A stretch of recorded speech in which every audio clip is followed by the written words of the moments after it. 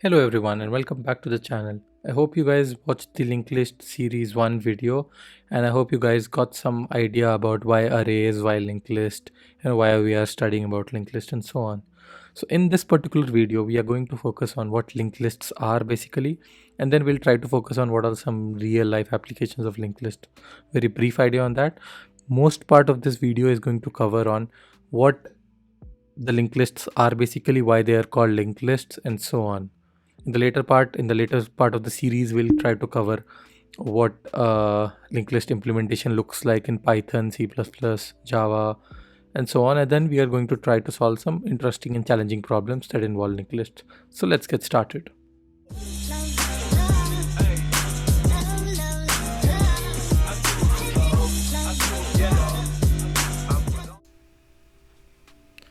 Welcome back.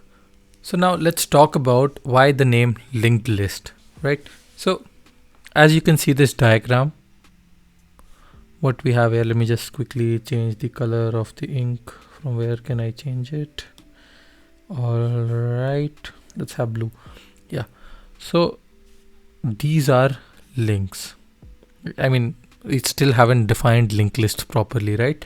So we are just going to take the idea why linked list, the name is there, and then we are going to define what linked lists are basically, right? So the name linked list, what comes in our mind just listening to the name? There is a list, and that list somehow has the name linked attached to it. Is it something like this list is linked to something, or what, right? So I'll tell you what the link comes. So this diagram is a hint, basically the diagram that I have drawn here. Do you see what these are? These are members of the list. So I can call that this is a list. Now how is this list formed? This list is formed by these links, right? So that's why I called them linked list. A list which is formed by collection of links in which each link points to the other element of the list is called linked list. Now there could be various different types of linked list. This is a basic example of a singly linked list. What do I mean by singly linked list? Is a linked list where the links between any two elements exist as only a single link, right? Can be from this side or can be to this side. So in that case, everything will be this side. So by singly linked list, what I mean is that suppose you'll have, let me just quickly change the ink color to something else. Let's go white, right? So what I mean is you have 1, 2, 3, let's say. What you'll do is, if you have a singly linked list, you'll have one link, maybe from left to right.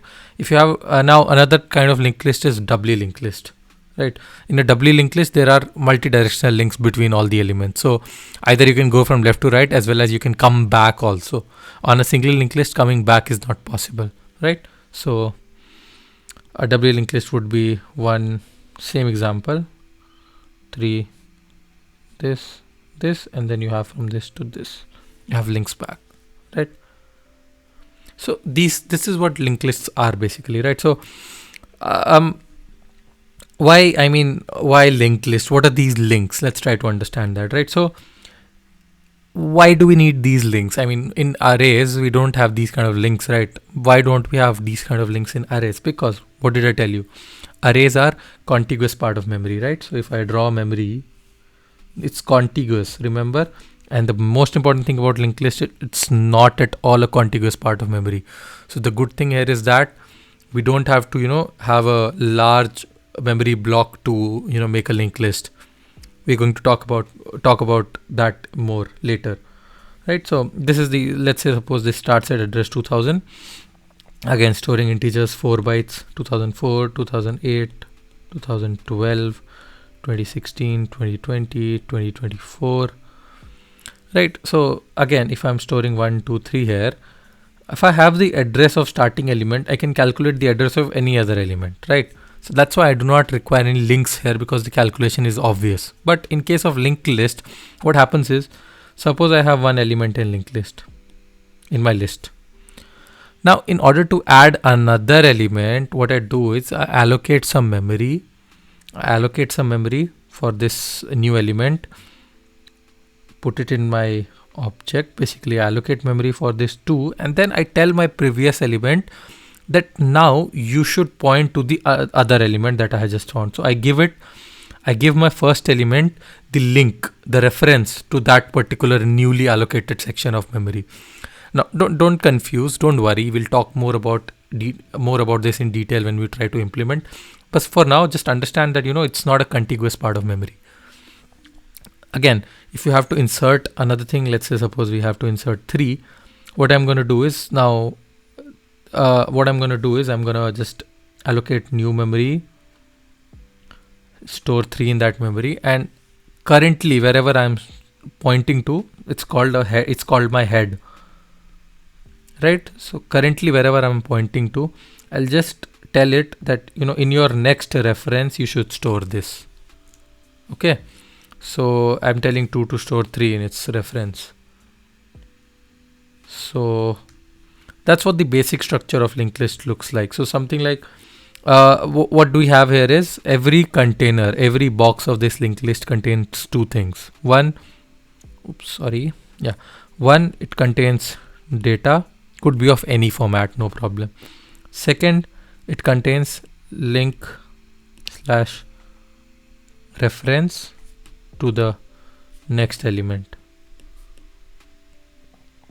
Right, now if it were a doubly linked list, we could store the reference of the previous element in 2 as well. So I mean, that's implementation difference. It's not, we are discussing about singly linked list here, to be clear. Right, so this is the basic structure of linked list. Let's talk more in the next section about this.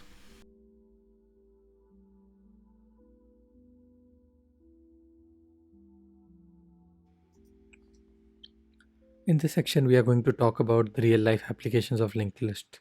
So, you come back to me and ask, Shubham, why are we studying about linked lists? Is it only because interview questions are based on linked lists or what? So, first of all, and a very clean reason is, yes, sadly, interviewers still ask linked list questions, and even I also ask linked list question.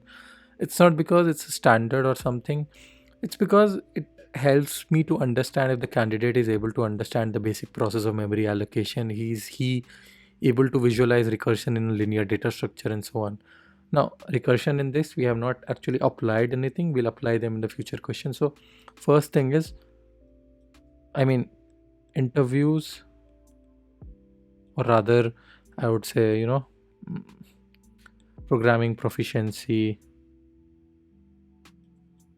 improves.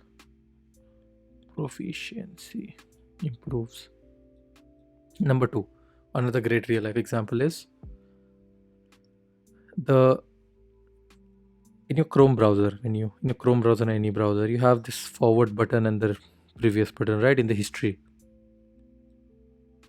These are implemented using linked lists. Okay, so this is a very neat, clean little linked list implementation example. So simple, a page. Now here object can store anything, like a page can store a lot of things like URL, favicon, HTML content, like basic HTML content, metadata, anything, title, name, and then it can have link to the forward page that we went to. Now keep in mind that they would store a doubly linked list because we can go back as well, right, as well as forward. So here comes an example of doubly linked list. This is one other example. Another example we can talk about is a music player. In a music player, you have a queue in which a queue basically, right? A queue in which you put the songs and they just keep playing one after the other, right? So in this case as well, if you have the option to, these things are linked using links. Now, a queue may in itself sound as an abstract data structure, but in order to implement queue or stacks, we need to have links inside, right? You could obviously implement it using array, but again, the same limitations of array come over there as well, right? You have to have a contiguous memory block. Also, one more important thing in array is, suppose I have an array. I have to remove this first element. What I do is I just remove this and I have to shift the entire array forward. With linked lists, what can be done, guys? Let me just quickly make it 1. We have 2, we have 3, we have links. what we can do is we can, let's say this is our head. Head is the starting point of the linked list. We'll go more about this in the next video. So let's see, I have to delete one. So what I'll do is I'll just delete this. Basically, I'll free this memory, free one. Basically, I'm referring it to as by the data, and make the next element as its head. Right. So head just points here.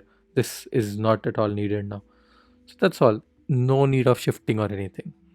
This is one great example of linked list. So I hope you enjoyed this. Keep, stay tuned to this series. We are going to cover a lot of interesting and challenging problems.